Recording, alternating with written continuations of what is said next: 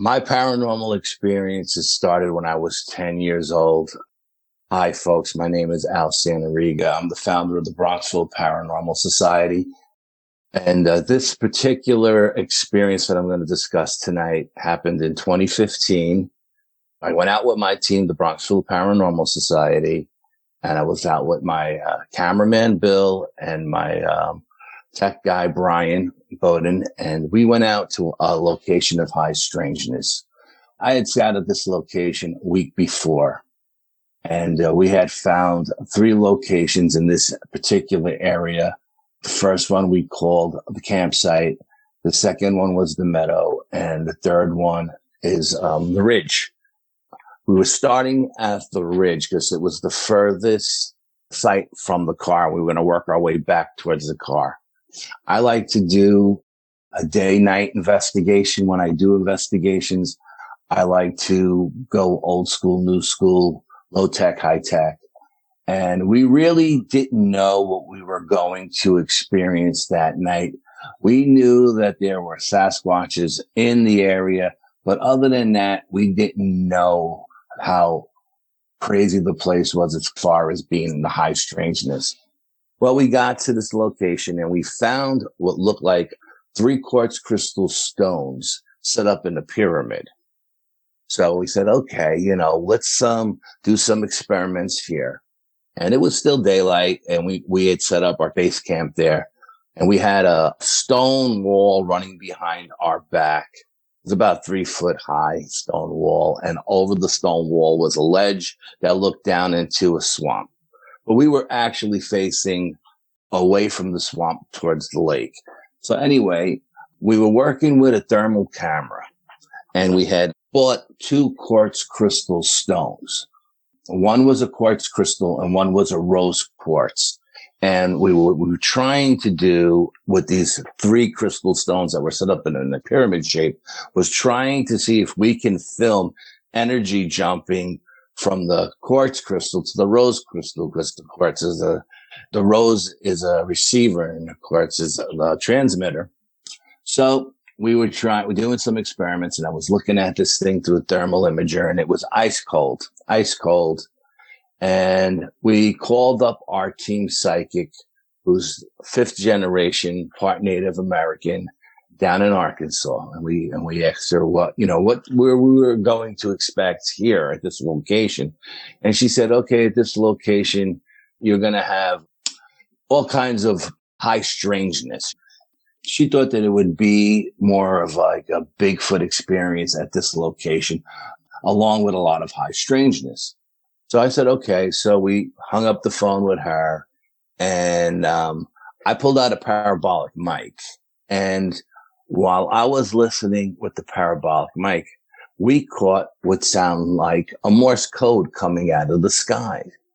And, we were trying to figure out if it was a satellite or something transmitting overhead or cell tower or something. But we were 4 miles deep in the woods, and we didn't see any cell towers or anything on the way in. But anyway, we couldn't really figure out what it was, but we recorded it and we took notice of it, and that's how it all began. So at one point, I'm filming these quartz crystal stones, and I'm getting absolutely nothing. It's ice cold. We're not getting anything. And so I say, let's do an experiment. And I pull out a Tibetan singing bowl, and it's the head chakra, the crown chakra. And we fill the woods with frequency and vibration. And you could just feel the energy of that location change. Everything changed. I started getting a tingling sensation on my tongue, metallic taste in my mouth. My fingers were tingling. So then I said, okay, let's see if this did anything with the quartz crystal stones. So as I'm filming them through the thermal imager, the 3 quartz crystal stones are lit up like they're white hot. So I'm telling Brian to touch the stones, see if they're white hot to the touch. And Brian's like, I'm not touching the stones. And I'm like, they're resonating white hot on the thermal imager. Touch the stones. He refused to touch the stones. So I said, okay, yeah, you take the camera. I'll touch the stones. Well, I went to touch the stones. They were ice cold to the touch, but on the thermal imager, they were white hot.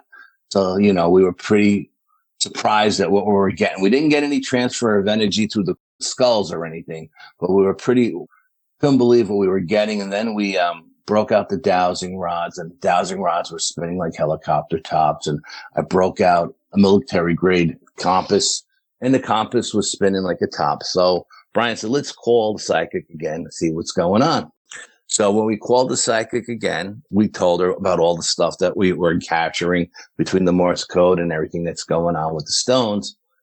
She couldn't talk to us. It sounded like she had cerebral palsy. We had to walk like 100 yards away from the location where we were just to get her to be able to speak. And she was like, what did you guys do? And she goes, you've changed the whole energy of this location. She goes, all bets are off now. She says, I don't know what you did, but you've opened up some kind of portal or something because the energy is through the roof. So she says, call me later when you go to the second location. Okay. So as we're sitting there, night falls, and we're sitting there with just glow sticks around us for ambient light. We do have headlamps on, but we got the headlamps off. And we're hearing movement all around us. And I had the parabolic mic going again, and I could hear large footfalls coming from the eastern part of the woods towards us. Now, this particular night happened to be a full moon. And along with the full moon, it happened to be a meteor shower. Okay. So there was a lot of energy happening at this location. Once it got dark and the moon came out, we had a pack of coyotes on the western side of the woods start howling at the moon. And as they were howling at the moon, we had a dog kennel to the east of us. The dogs were barking at the coyotes. So you had the coyotes going off on one side, the dogs going off on the other, and us in the middle doing all of our crazy experiments. So I'm hearing this footfall coming towards us. So I gave the headphones to Brian. I said, I think there's somebody in the woods, and he listened. And then we gave them to Bill, and he listened. And they both looked at me and they said, Al, what do you think that is? And I said, I think it's another group because just forgot to mention, it happened to be Halloween that night as well. So I thought because it was Halloween, there may have been another paranormal group or some kind of group in the woods doing rituals or something. And so they said, Al, if that's a person walking towards us, he's about 1,500 pounds. So you hear the way those footfalls are coming down. So we covered up the glow sticks and we sat there quietly. And as we're sitting there, we hear 3 of the largest whoops you've ever heard in your life. Whoop, whoop, whoop. And everyone was louder than the other. And as soon as the first whoop went off, the coyotes stopped howling. After the second one, the dog stopped barking. So we're sitting there, and I would say that this creature is a good 200 feet away from us, minimum, maybe even 3. And the whoops are going through us, hitting us in the chest, and the coming up the ridge. You can feel it vibrating in our feet. And Brian and Bill were like, what is that? And I knew what that was because of my earlier experience as a kid down in Florida when I was 12 years old when I had the Bigfoot. And I said, that's a Bigfoot. And so everybody got really, really quiet. So then it did a rock knock. So then I did a rock knock. And then it did a tree knock. And then I did a tree knock. And we were dumbfounded because then all of a sudden, we started hearing whoops from the the east side of the lake, of the woods, and the south side of the lake.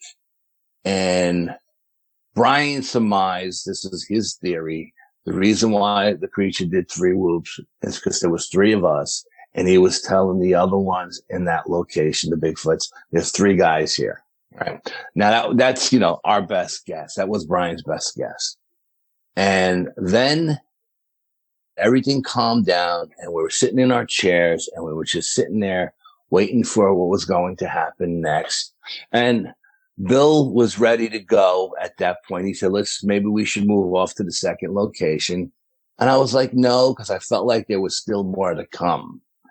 And so we're sitting there and a rock the size of a bowling ball comes up over the ridge, over the top of the trees. I don't know how these Sasquatch people do this, but it went over the top of the trees. That, if the tree is 50 feet high, 60 feet high, and we're on a 30-foot ridge, that's 90 feet. This stone went up over the top, came down between all the trees, landed in front of me, rolled down, hit Brian's chair. At that point, Brian said, I think maybe it's time for us to go. And I was like, nope, I'm not ready to go yet. I feel like there's still more to come. So we stood there and the woods got really quiet. Never heard the Sasquatch walk away like we heard him come to us. But we did hear whoops again from the south side of the lake. So we're sitting there and it's pretty quiet. And we're just taking everything in, and we got our digital voice recorder going, and we got the thermal imager going, and we got a full spectrum going, and we got an infrared camera going, and we have a low light camera going, and they're all pointed in different directions because we really don't know what we're going to find here tonight or experience. At one point, Bill was sitting with his back towards that little wall. I was in between him, and Brian was to my southeast. And all of a sudden, we heard what sounded like a quadruped charging up the ridge. Bada boom, bada boom, bada boom. And this thing is coming. Now, we don't go out with firearms. We take 18-inch machetes, 10-inch survival knives, and pepper spray. And this thing is charging up the ridge. It's running against that wall. And Bill gets up and begins to run past me because he's freaking out. He doesn't know what's coming up that ridge. And I never take my eyes off of the sound that's coming up the ridge. I put my headlamp on. Brian's to my right. He puts his headlamp.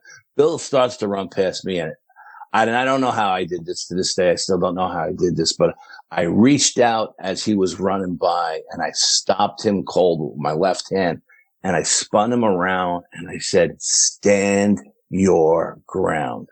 And we ended up in like a triangle formation and we pulled out our survival knives. I pulled out my survival knife because I was in between the trees and the machete was too big to wheel in between. And those guys pulled out their machetes because they were in a little bit more clearing. And I thought in my mind that this is either a mountain lion coming over the ridge. He's going to hit that wall and he's going to jump on me because I'm the first guy he's going to see. And I'm going to have to sacrifice my left arm and kill this thing with the survival knife. Or it's going to be a black bear coming over this wall. And then I'm going to have to put a tree between me and it and pull out my machete. But I really didn't know what was coming over this wall. This sound gets right to the wall. And then it stops. Nothing ever comes over the wall. And we're sitting there. And we're us looking at each other. You could have heard a pin drop in those woods that night. And we didn't hear it. Nothing came over. So I had a little Sony camera hanging around my neck, digital camera. I took one picture and it had a flash. And I flashed. Of course, I couldn't see anything on the back of the camera because it's so small. It's only like 1.5 inches or whatever, 2 inches in the back. So I took that one picture and I put the camera back around my neck. And we stood there and we looked. And Brian says, can we go now? And I was like, no, not yet. And I was like, let's go over this wall. Let's see what's there. So we grabbed all our cameras and we jumped over the wall because there was a little ledge on the other side of that wall that looked over the swamp. Now, we never heard anything go back down the ridge, walk back down. We never heard anything jump off of the ridge into the swamp. We never heard anything. And we brought our cameras there and we pointed them in every different direction and we looked at the viewfinders and there was nothing on anything. Nothing on any four of those cameras. We didn't capture anything on those cameras. Bill had a 1500 luma flashlight that lit up the woods like daytime. We lit that swamp up and there was nothing in it but us. So then Bill says, can we leave? And I was like, okay, we're going to go to the second part of our experience tonight, our expedition. We're going to go to the location we call the meadow. So as we're hiking across this rocky formation to get to the meadow, because it's like a goat trail. We're in the middle of the woods. There's no paths. And I'm wearing Moldavite stone. Okay. That's a stone is supposed to vibrate and the alien frequency. And I just wore it that night because I figured if we don't run across a Bigfoot or anything like that, maybe we'll see a UFO. And as we're walking across the north end of this lake that's in front of us, I see what looks like a strobe light going off in the sky from west to east. And it's silver in color. And I said, I prayed to myself. I said, please, God, don't let this be a UFO. Last thing I want is for these guys to get abducted because of me. So I wasn't going to say anything to the guys. But Brian noticed it, and Brian had his camera out because he was filming, even though we were walking back. We were walking to the second one. He said, I'm not going to be that guy that packs all my cameras into my bag and not have anything on me if something happens. So he had his little low light camera out, and he was filming, and Brian sees it, and he points up to it. And he goes, what's that? Now, we all stop on this rocky formation, and we look up. And this thing that's flying across the sky, after Brian points to it, stops dead in the sky. And then it starts turning different colors, red and orange, and it's yellow. And we're looking at it, and it makes a beeline towards us. Now, we got to remember, this is Hallows Eve. It's fall. There's no leaves on the trees.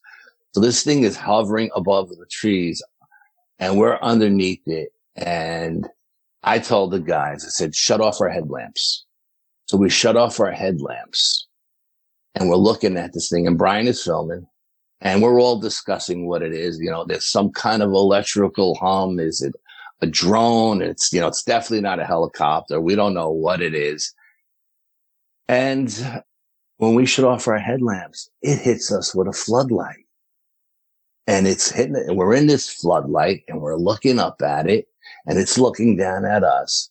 And I told the guys, we should step out of this light because honestly, we don't know what this light is doing to us, And Brian's like, this light could be downloading us or something to that effect. So we step out of the light. And as we step out of the light blinks off and this thing makes a beeline south across the lake in a thousandth of a second. It was 3 miles away and we couldn't even see it anymore on a camera and it was just gone. And we all just looked at each other like, what just happened? What did we just experience? So we finally get to our site, the meadow, and we set up base camp there at the meadow. The Appalachian Trail just happens to come out at the meadow. So we're sitting at the entrance to the Appalachian Trail, and I see what looks like 2 white orbs come out from the bushes on the other side of the lake that we were just on. So I told Brian, I said, Brian had his green laser with him that night, and I had my red laser. And I told him to bring his laser because I spoke to, Native American tribes. It said, if you see these balls of light, don't follow them. They'll lead you to your demise. So I told Brian, if we come across any balls of light, let's hit them with the lasers and see what happens. We call our psychic and she says, okay, at this location, you're going to see elementals, she said, you're going to see gnomes and fairies and shadow figures. And we're laughing at her like she's on drugs, right? What are you talking about? Gnomes and fairies and shadow figures, you know? And she says, just call me when they show up. I was like, okay. So we're laughing. We never take her serious, and she's always right. But again, now these balls of light show up. We don't know what they are. She claims that the balls of light are fairies. The Native Americans claim that they're evil. So these two balls of light show up on the other side of the lake. So I tell Brian, I said, you hit the one on the right with the laser. I'll hit the one on the left. I said, Bill, you light up that whole area with your 1500 luma flashlight. Let's see if these balls of light turn into anything, right? Or let's see where they go. Well, on three, we all hit our lights at the same time. And when our lasers hit those two balls of light, they both blinked out, and there was nothing there. They didn't change into anything. They didn't go anywhere. They just blinked out and they were gone. So we looked at each other and we're like, man, that's pretty strange. You know, what was that? We were just there for a couple of hours and we didn't see any of these things. So now we're sitting there and Bill is filming the meteor shower. The meteor shower is going on nice and strong. Now Bill's filming the meteor shower and I'm seeing 7-foot shadow figures jumping from tree to tree, but not just one, like 5, 6, 7 of these shadow figures. They're all jumping. So I'm taking photographs of the trees. We're filming the trees in all different spectrums of light. And so as Bill was filming with the he was filming with the IR camera. We were looking at the monitor because we had set up another monitor attached to the camera, a larger monitor, so that all three of us can see what we're filming, except the cameraman. Otherwise only the cameraman would have been able to see it. So we're looking, and there's no leaves on these trees. The trees are empty; they're bare, and in the trees, all you see are all these little silver balls. They look like Christmas ornaments on the trees. But then we hit it with the flashlight. And when we shut the IR light off and we hit it with the flashlight, we film in regular lighting. There's nothing there. So we're like, what is going on? So Brian turns to Bill and says, look, Brian is facing north. I'm facing south. Bill is actually walking back and forth in between the trees filming the meteor shower. So he calls Bill over and he says, hey, Bill, film behind Al. I'm seeing movement behind Al, and I think there's something going on there. So Bill comes up. He's standing next to me. I got the monitor in my hand, the larger monitor. He's got the camera. Brian gets up. He's standing behind me in a chair. And Brian and I are looking at the monitor. Bill is looking through the camera, filming the area behind us. And there were a couple of large stones and a couple of large trees. And I know this is going to sound crazy, but I will swear on this on a stack of Bibles. A gnome comes running out from one of the trees. It goes from the tree from my right to my left. Now, all three of us see this at the same time, and we look at each other like, did you just see that? Right? Not all three of us, and we can't all be hallucinating, having the same hallucination. And as Bill is filming, another one runs out. A second one runs out from the same tree back to the first tree where the other one ran to. So at this point, Brian says, we have to go over there and see what's there. And we pick up all the cameras and we go over and we're filming in all different spectrums of light.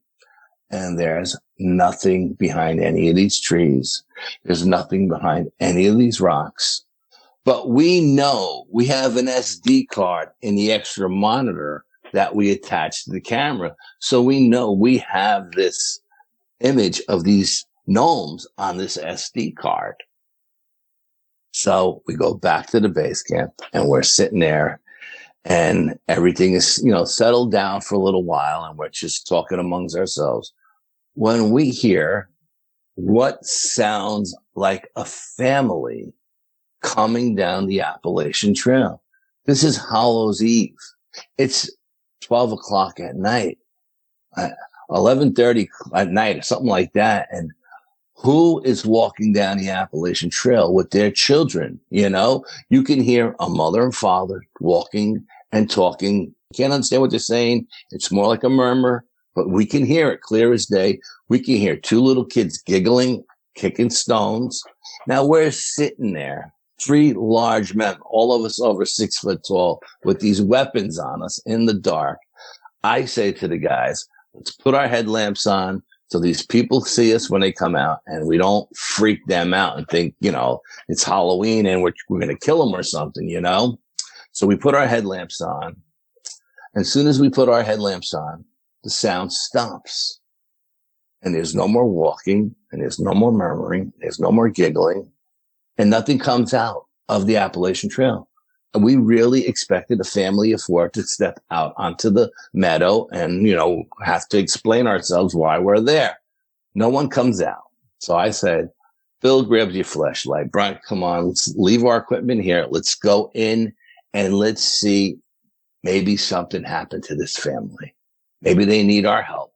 So we go into the Appalachian Trail and we hike it for 100 yards or so in both directions. And there's nobody on the trail. So now we decide to call our psychic because we really don't know what's going on. We're confused. And we call our psychic and she's like, why are you guys calling me at like 12 o'clock at night? And we're like, no, because when we seen the UFO, I said, Bill, time check. And Bill said 9:30. So then when we called the psychic, 11:30, it was 11:30. We called the psychic and she said, why are you calling me at 11:30 at night? You know, it's kind of late. And I was like, what are you talking about? We just got to the meadow. We've been here like 10 minutes. We just talked to you like 10 minutes ago. We want to explain what's going on. And she's like, you guys better check your watches because that was like 2 hours ago.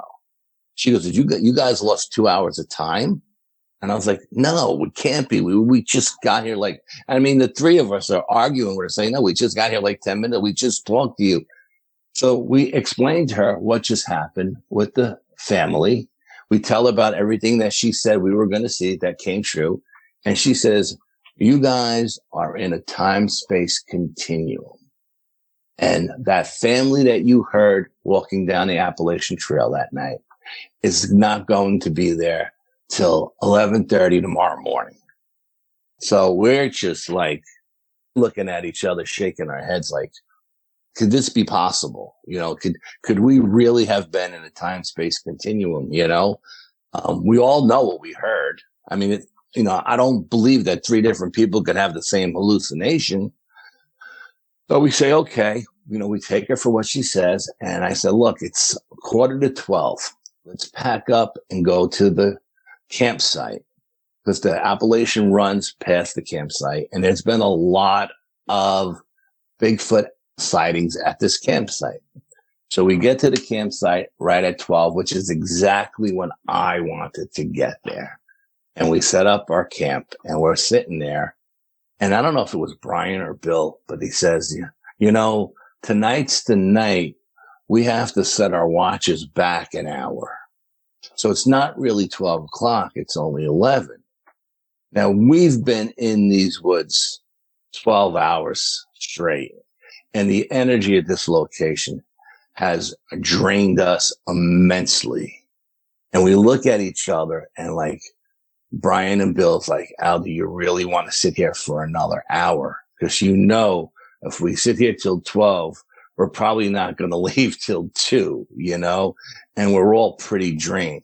And the one thing Bill kept saying is that even though we were deep in the woods and there was a beautiful lake there and everything else, he kept saying the woods are devoid of life. There's nothing here. There's no squirrels. There's no bats. There's no owls. There's no nothing. We heard absolutely nothing in those woods that night, except for the coyotes and the dogs at the kennel and the Bigfoot, of course. So I'm sitting there thinking about it. And I was like, well, what are we going to do? The game plan going in is at the end of the night, We were going to hike back out to the cars, go to the diner, and talk about our experiences. That was the game plan. Go to the diner, get a bite to eat, maybe a cup of coffee, and let's talk about our experiences. So everybody's like, oh, come on, let's go. We're burnt out. We'll come back. We'll do the campsite on another night. So I said, okay, yeah, I mean, I'm burnt out too. The energy at this place has really drained us. So as we're walking out, and we still have 2.5 miles to get to our car. That's a long walk back to the car.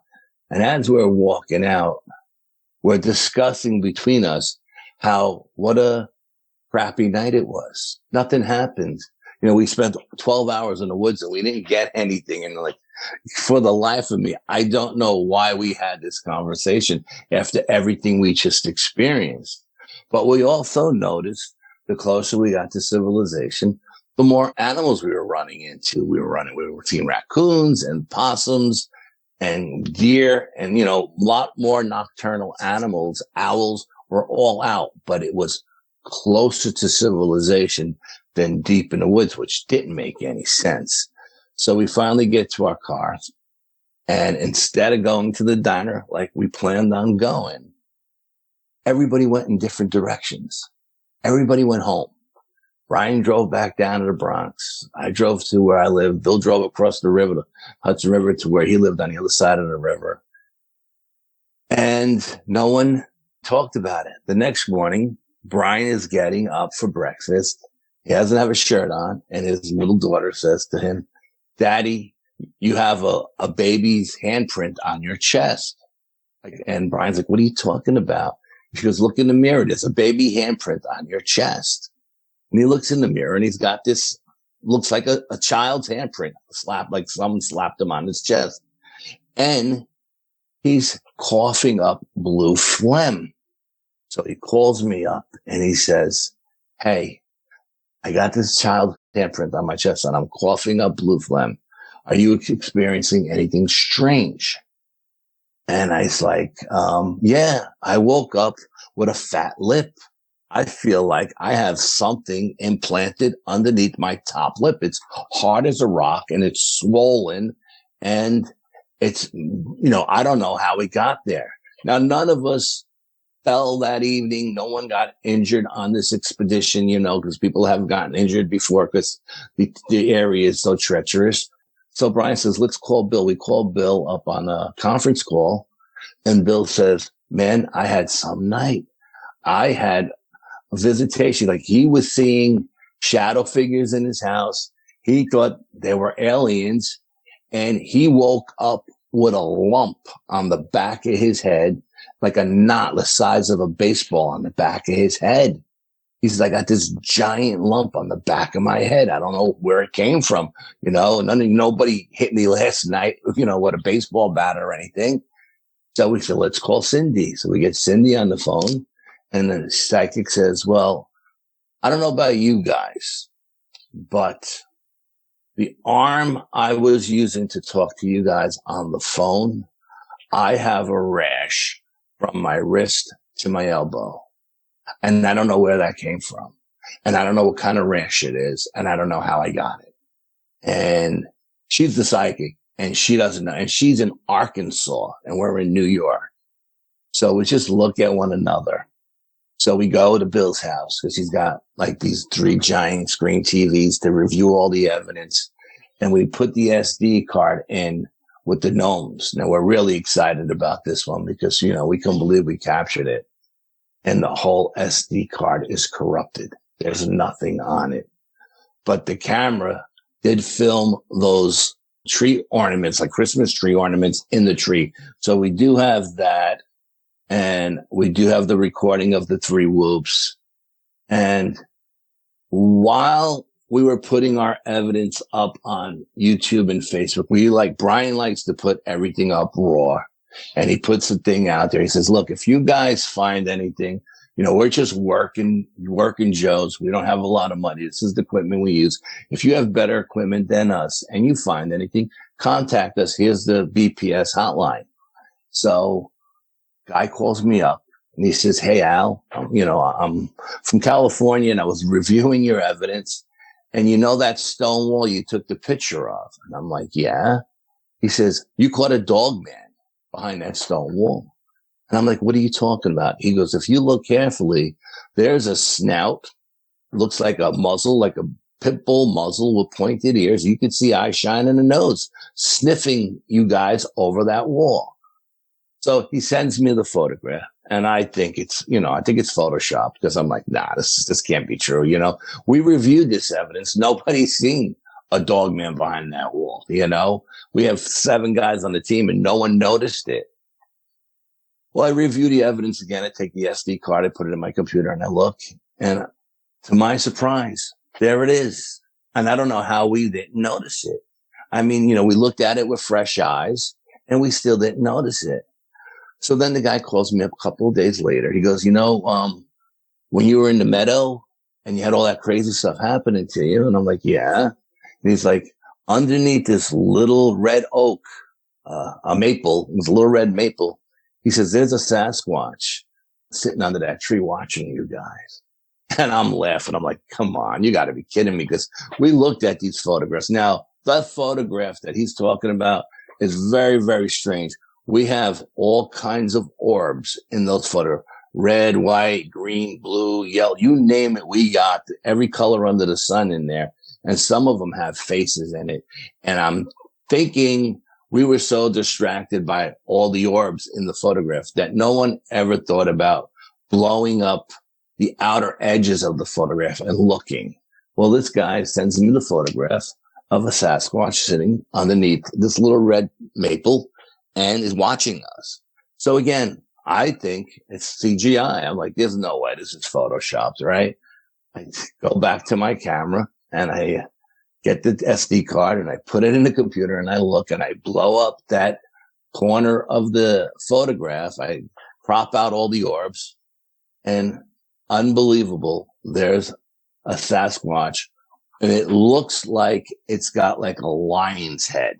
It's got like this giant mane, and it looks like a lion head. It looks like it's on its belly, with its on, like resting on its elbows, and it's just looking at us. And it kind of looks like the lion from Dorothy of the Wizard of Oz, that kind of face. And it's a Sasquatch, and we're thinking maybe this was the Sasquatch that tried to get us out of our first location, because maybe it knew we were in harm's way, that there was a dog man on that side of the woods.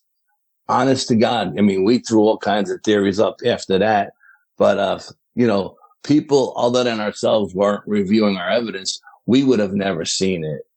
And, that's all for that expedition. If you've had a paranormal experience and would like to be a guest on the show, please contact us by going to myparax.com. That's myparaex.com. Thanks for listening.